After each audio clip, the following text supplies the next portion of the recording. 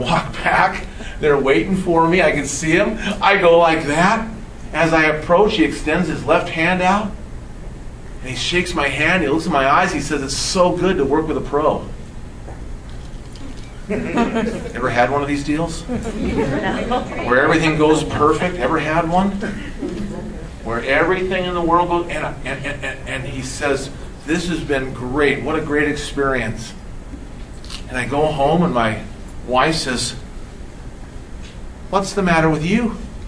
And I go, "Honey, I love this business."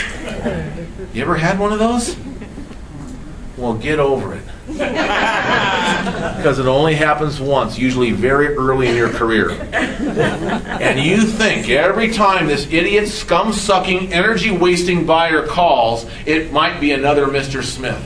And you jump up because you remember how that happened 19 years ago, and you know it's going to happen again. Get over it! That is a low percentage close, guys. You with me? That is that's a roulette real estate deal.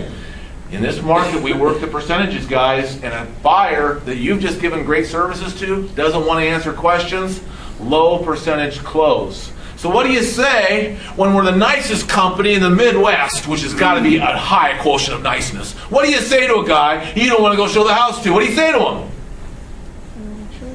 No, you would never say that. I'd never say that. If I don't give you the words, you guys you're going to go show them the house. Well, Mr. Johnson, if you just want to see one house, why don't I give you the specialist in that house? Her name's Sandy. And I run over to Sandy's desk, go, "Sandy, I got a buyer, don't have a ton of time with him, says he wants to go see the house. Will you become the expert on it real quick and give him a call back?" "Sandy, if you hesitate, I'm going to the next new agent." Okay? Yeah. So you guys with me on this stuff? And you know what? That's a low percentage close. Now, is there a possibility Sandy's going to have a transaction? Somewhere in the 5 to 15% range. Okay? Which means I'm still getting a 35% referral fee. So I'm still making the majority of a profit from the deal. Are you guys okay with the concepts here? You're going to hate real estate less. You're going to be doing things that are productive and making you more money more. Okay, now, I'm not going to end there. That's hard enough to get you to do. This buyer, agreed to answer all my questions. 3 or 4 pages of questions on the phone. Do I like this guy? Do I like this guy? Because he answered all my questions and I like him, am I going to do a better job for him? Am I going to further our good name of our company by giving him better service because this guy cooperated with me? I love this guy! I'm still not going to work with him. You know, Mr. Johnson, before I get off the phone, I want to let you know that I have a very close relationship with Wells Fargo. I deal with one of the main loan officers. Since I do so much business with them, sometimes we can get the very best rates and terms. I am going to, in the next 3 or 4 hours, have a Wells Fargo loan guy give you a call and get a pre-approval letter from them, because with a pre-approval letter, I can negotiate much better prices on transactions. Please expect his phone call, and then we'll talk after that. Now, how does my Wells Fargo guy know to call Mr. Johnson, my new buyer? How does he know? Because I emailed him the finished question list. We had lunch. I told him he's going to be getting some finished question lists of new buyers. I want him to call him the minute he gets the email. Will he do that for me? Will he? Will all your lenders do that for you? Oh, you bet. Well, some of the idiots won't. But the guy that you actually use all the time that you've picked out will absolutely do that. And is he going to call and say, "Hi, we're calling to see if you're a flake or not, to see if you're worthy of working with Walter Sanford." Is that what he says to him? No. He says, "Hey, congratulations on finding Walter Sanford over at Ketley, one of the top agents in the area. Let me see what I can do for you in regards to getting you the best rates and terms in the area." And the guy pre-approves him over the phone. Emails me back, because he's not allowed in my office. My lender's not allowed in my office. He emails me back and says, "Hey, guy's thumbs up." I call the guy back and arrange an appointment. This guy's jumped through 2 hoops now.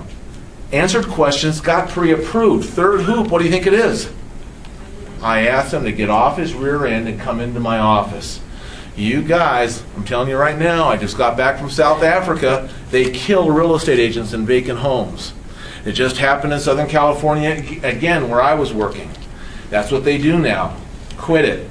If an agent does not want to come into the office, the chances of him being a bad guy are greatly magnified. If he comes in and is seen by other people, the chances of him being a bad guy are lessened. Plus, if a guy will not get off his rear end and come in the office and talk about how the system is going to work, it's an indicator of his motivation. Are you guys okay with this?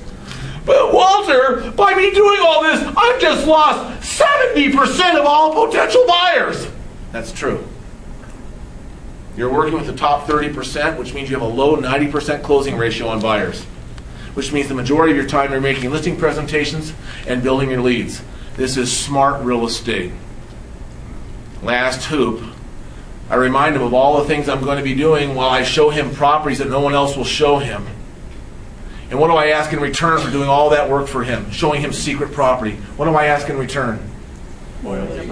A loyalty agreement. Who said that? We used to call them buyer brokerage agreements. We changed the name, we call them loyalty agreements now. You guys okay with that? That means whatever agreement you guys are using, snip off the top and change the name. Loyalty agreement. You know, Mr. Johnson, in order to do all these things for you, it takes a substantial amount of my time, effort, and money. I do require that you be loyal to me if I do all these things. And he'll say, they always say, oh, of course. Great, sign here. You okay with this? Guy answered all my questions. The guy got pre-approved. He actually got off his rear end and brought his wife in to meet with me. He signed a loyalty agreement. How much do I love this guy? Look, I got a 6 and 8-year-old, 2 perfect little blonde-haired girls. And what do they say to me every day? What did they say to me yesterday when I left to come here? What did they say? Daddy, play with us. We got Christmas toys to play with. Play with us. Breaks my heart to leave them after I've waited 54 years for kids. Okay? Breaks my heart. Okay? But I knew I was getting paid a lot of money. I can't even imagine leaving my children in the morning for a buyer who did not answer my questions on the phone. But the buyer that answers all the questions, pre-approved, has signed a loyalty agreement. I'm about to go out. Do I like showing homes? Hate it.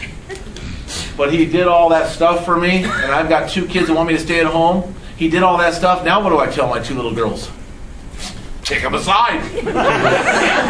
You with me in the area here? Gosh, we cannot deal. We've got too many other things to do, you guys. I need you. Now look at Walter, you know, I'm not as sophisticated. I'm not doing as many listing presentations as I should. I haven't got my systems up and running. I don't want to eliminate that many buyers out of my life. Then fine, just make them answer questions. And as you get older and crustier like me, what you'll start doing is adding more hoops. Is that okay, guys? Is that a good slow way to start? Look, if you got a buyer that won't answer questions after you gave them the greatest services on the earth, you don't have a buyer. Now, I hope you saw the real genius in that. When you send out 250 postcards to the neighborhood that guy wants to buy in, what do you generate?